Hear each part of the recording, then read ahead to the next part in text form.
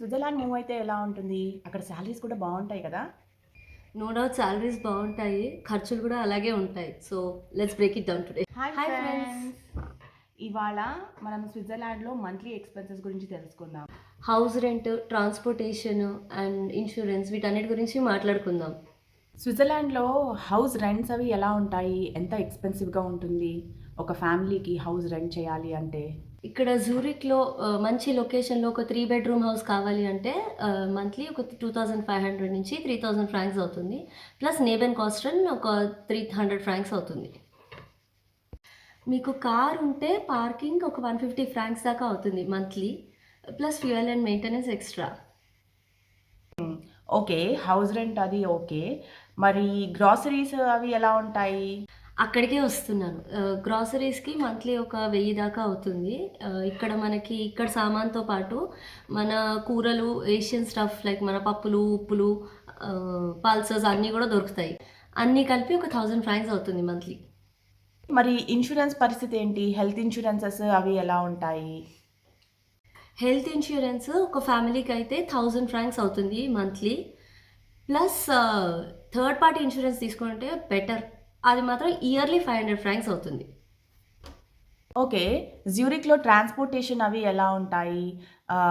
Like say everyday ఆఫీస్‌కెళ్ళడానికైనా are వీకెండ్స్‌లో తిరగడానికైనా transportation facility ఎలా ఉంటుంది? అండ్ మనకి మంత్లీ చార్జ్ ఎంత ఉంటుంది?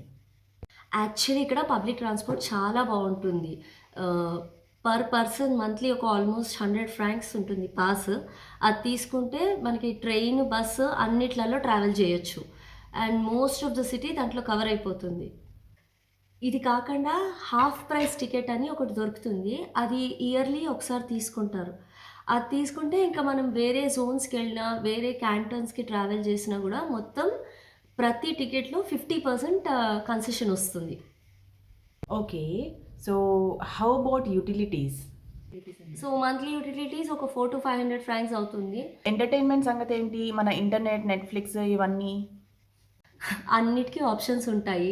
ఇప్పుడు మనకి ఎస్ఆర్ఎఫ్ అని ఉంది. అది ఇక్కడ ఎంటర్‌టైన్‌మెంట్ కోసం మనం కడతాం. అది ఇయర్లీ ఆల్‌మోస్ట్ ఒక 500 ఫ్రాంక్స్ అవుతుంది. అలాగే మనకి city maintenance talks, third party insurance ఇవన్నీ కూడా ఆల్‌మోస్ట్ 500 ఫ్రాంక్స్ ఇయర్లీ అవుతాయి ఒక్కొక్కటి. ఈ థర్డ్ పార్టీ ఇన్స్యూరెన్స్ ఏంటి? ఇది ఎలా యూజ్ అవుతుంది మనకి?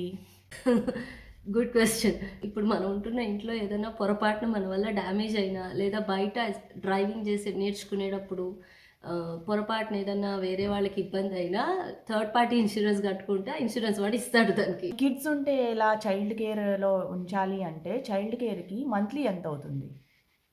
చైల్డ్ కేర్‌కి 4 ఇయర్స్ వరకు మనం ప్లే స్కూల్‌లో ఎయొచ్చు. అది మంత్లీ ఒక 600 ఫ్రాంక్స్ దాకా అవుతుంది. తర్వాత ఫోర్త్ ఇయర్ నుంచి కిండర్‌గార్టెన్‌కెళ్తారు. అది ఫ్రీ. ఈ లెక్కలేంటి తవ్వుతున్న కొద్దీ వస్తూనే ఉన్నాయి. ఇక్కడ మంత్లీ ఎక్స్‌పెన్సెస్‌కి మనకు ఆల్‌మోస్ట్ ఒక 5000-6000 ఫ్రాంక్స్ దాకా అవుతుంది మినిమమ్. దాంట్లో మనకి హౌస్ రెంట్, తర్వాత మన ట్రాన్స్‌పోర్టేషన్, ఇన్స్యూరెన్స్, ఈ ఎస్ఆర్ఎఫ్, థర్డ్ పార్టీ ఇన్స్యూరెన్స్ వీటితో పాటు ఇప్పుడు మనం వీకెండ్ బయటికెళ్ళాలంటే ఆ ఎక్స్‌పెన్సెస్ లేదా లాంగ్ డ్రైవ్స్ వెళ్ళాలన్నా ఇట్లా లేదా టూరిస్ట్ స్పాట్స్ ఉంటాయి కదా! మనకి లూజర్న్, టిట్లీస్ అక్కడికెళ్ళినప్పుడు ఉండే ఖర్చులు, స్కీయింగ్ టైంలో ఉండే క్లాసెస్ కానీ, కోర్సెస్. సో, ఇవన్నీ గూడా మనకి కౌంట్ అవుతాయి. కమింగ్ టు అదర్ ఎక్స్‌పెన్సెస్ ఇప్పుడు మనం వీకెండ్స్ రెస్టారెంట్స్‌కెళ్ళాలన్నా, లేదా ఏదైనా ఔటింగ్‌కి లేదా ఫిల్మ్స్‌కి వాటికి వెళ్ళాలి అంటే గూడా మంత్లీ ఒక 500 ఫ్రాంక్స్ అవుతుంది. సో, ఇవన్నీ కలిపి మంత్లీ మనకి రఫ్‌గా ఒక 6000 ఫ్రాంక్స్ వరకు అవుతుంది. ఎక్స్‌పెన్సెస్ ఇక్కడ జ్యూరిక్‌లో ఉండాలి అంటే. కరెక్ట్. సో, కానీ మనం కట్టే టాక్సెస్‌కి వాటికి నీకు బెస్ట్ ఆఫ్ ది ఎన్విరాన్మెంట్ ఏ ఏరియాకి ఆ area schools, parks, recreation areas, libraries అన్నీ చాలా బావుంటాయి. సో, మీ ఫ్రెండ్స్ అండ్ ఫ్యామిలీతో షేర్ చేయండి. If you are looking to move to Switzerland and and follow follow us us for for more. More.